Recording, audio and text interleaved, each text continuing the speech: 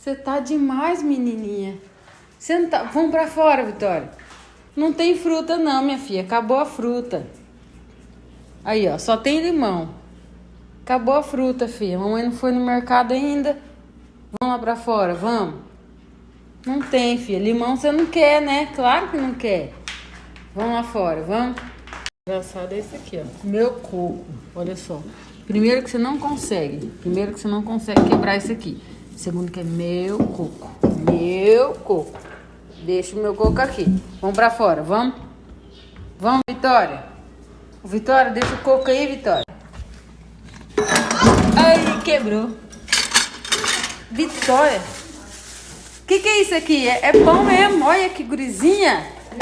Pega aqui, Maria, ó. Isso é um negócio. Dá o pão pra ela, Maria. Aí eu não vou dar, não. Eu tenho medo. Ô, Vitória. Vitória, olha lá o pão lá, ó. Olha lá o pão. Ó. Vai, Maíra.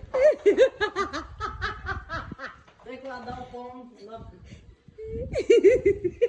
Vai lá, Vitória, comer o pão, vai. Olha lá o pão, ó. Olha lá o pão, Vitória, vai. Vai, Vitória.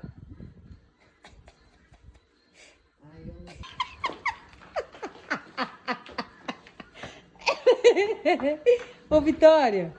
Vitória. Oh, meu Deus do céu. O que aconteceu? O que aconteceu? Pegou fogo? Não, eu tinha acendido o fogo aqui. Pra me esquentar um pouquinho de comida pra mim comer aqui. Esqueci de desligar, botei a forma aqui. Ah, não, isso aí, não graça mais.